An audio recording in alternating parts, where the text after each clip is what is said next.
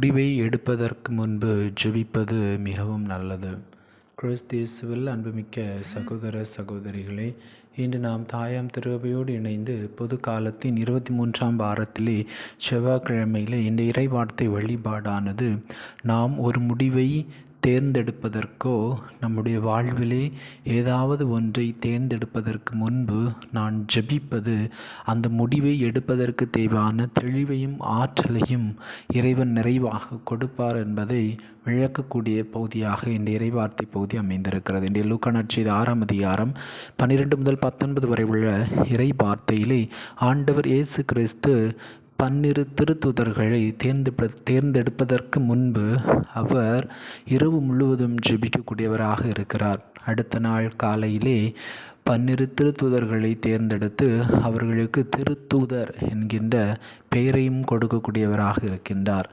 ஆண்டவர் இயேசுவே ஒரு முடிவை எடுப்பதற்கு முன்பு தந்தை இறைவனோடு ஜெபிக்கக்கூடியவராக இருக்கிறார் என்று சொன்னால், நம்முடைய அன்றாட வாழ்க்கையிலே நாம் எப்பொழுதெல்லாம் ஜெபிக்க வேண்டும், என்னென்ன முடிவுகள் எடுப்பதற்கு முன்பெல்லாம் நாம் ஜெபிக்க வேண்டும் என்று பார்க்கின்ற பொழுது, முதலாவதாக நாம் படிக்கின்ற சமயத்திலே, வேலை செய்யக்கூடிய சமயத்திலே, திருமணம் சம்பந்தமாக, இடமாற்றம் சம்பந்தமாக, பெரிய பொறுப்பு போன்ற முடிவுகளுக்கு முன் நாம் இறைவனை நோக்கி ஜெபிக்கக்கூடியவர்களாக இருக்க வேண்டும். எப்படி ஆண்டவர் இயேசு கிறிஸ்து 12 திருத்தூதர்களை தேர்ந்தெடுப்பதற்கு முன் ஜெபித்தாரோ அதை போலவே. இரண்டாவதாக ஆசீர்வாதங்களுக்கு நன்றி சொல்லும்போது, குறிப்பாக இந்த நாளிலே நல்ல சுவையான உணவு கிடைத்ததற்கு, ஆரோக்கியமான உடல்நிலை கிடைத்ததற்கு,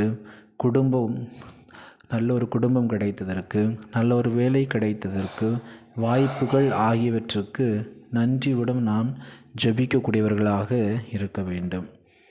மூன்றாவதாக பிரச்சனைகள் சோதனைகள் வரும்போது, கவலை, துக்கம், நோய், சிரமம் ஆகிய நேரங்களில் நாம் கடவுளை நோக்கி ஜெபிக்கக்கூடியவர்களாக இருக்க வேண்டும். நான்காவதாக ஆவிக்குரிய வலிமை தேவைப்படும் போது, பாவத்துடன் நாம் போராடும்போது, கவர்ச்சிகள் வரும்போது, நம்முடைய மனம் பலவீனமாக இருக்கும்போது நாம் என்ன செய்ய வேண்டும்? ஜெபிக்கக்கூடியவர்களாக இருக்க வேண்டும்.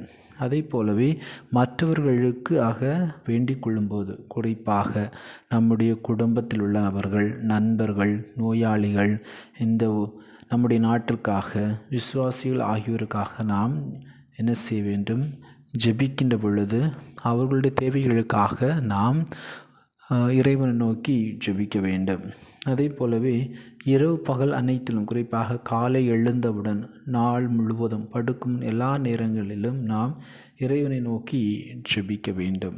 ஆம், கிறிஸ்து இயேசுவில் அன்புமிக்க சகோதர சகோதரிகளே, ஆக நம்முடைய வாழ்க்கையிலே நாம் ஒரு சில முக்கியமான முடிவுகள் எடுப்பதற்கு முன்பு இறைவனை நோக்கி ஜெபிப்பது நமக்கு அந்த முடிவை எடுப்பதற்கு தேவையான முதலிலே மனதிற்கு நல்ல ஒரு தெளிவு கிடைக்கும்.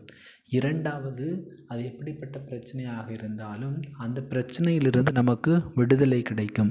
மூன்றாவது, நாம் ஜெபிப்பதன் வழியாக நமக்குள்ளே இருக்கக்கூடிய உறவிலே நல்ல ஒரு முன்னேற்றம் ஏற்படும். குறிப்பாக நமக்கும் கடவுளுக்கும் இடையே இருக்கக்கூடிய அந்த உறவிலே நல்ல ஒரு முழுமையான ஒரு உறவாக மாறக்கூடியதாக இருக்கும்.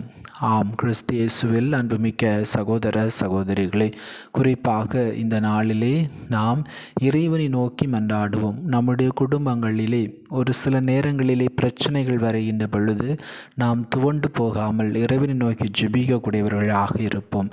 அதே போலவே நம்முடைய குடும்பங்களிலே தேவைகள் இருக்கின்ற பொழுது மட்டும் ஜெபிக்காமல் எல்லா நேரத்திலும் நாம் இறைவனை நோக்கி ஜெபிக்கக்கூடியவர்களாக இருப்போம். குறிப்பாக நம்முடைய குடும்பங்கள் நடக்கூடிய முக்கியமான நிகழ்வுகள், நான் ஏற்கனவே சொன்னதை போல திருமண நிகழ்வாக இருக்கலாம், அல்லது குடும்பத்தில் என்னென்ன தேவைகள் இருக்கிற அந்த தேவைகளின் போது நாம் ஜெபிக்கின்ற பொழுது கடவுள் நமக்கு முழுமையான நிறைவான விடுதலையும் அந்த தேவைகளையும் நிறைவேற்றக்கூடியவராக இருக்கிறார். எனவே இந்த நாளிலே ஆண்டவர் எவ்வாறு திருத்தூதர்களை தேர்ந்தெடுப்பதற்கு முன்பு இரவு முழுவதும் ஜெபித்தாரோ, நம்முடைய குடும்பத்திலும் இக்கட்டான சூழ்நிலைகள், போராட்டங்கள், பிரச்சனைகள், துன்பங்கள், வேதனைகள், கலக்கங்கள், தாங்க முடியாத வலிகள், இழப்புகள், பிறர் நம்மை இகழ்ந்து பேசுவது, புரணி பேசுகின்ற இந்த நேரத்தில் எல்லாம் நாம் இறைவனை நோக்கி ஜெபிக்கக்கூடியவர்களாக இருப்போம். அவ்வாறு ஜெபிக்கின்ற பொழுது அது எப்படிப்பட்ட பிரச்சனையாக இருந்தாலும் அந்த பிரச்சனையிலிருந்து, போராட்டத்திலிருந்து, துன்பங்களிலிருந்து இறைவன் முழுமையான விடுதலை தருவார் என்கின்ற அந்த ஒரு மனப்பான்மையிலே நாம் இந்த நாளிலே இறைவனை நோக்கி மன்றாடுவோம். ஆண்டவர் இயேசு தந்தை இறைவனிடம் பரிந்து பேசி நமக்கு நிறைவான, நிலையான, முழுமையான இறை அருளால் ஜெபத்தின் வழியாக நம் எல்லாரையும் நிரப்புவாராக. இதற்கு தேவையான அருள் வேண்டி இந்த நாளில் இறைவன் நோக்கி மன்றாடுவோம். எல்லாமல்ல இறைவன்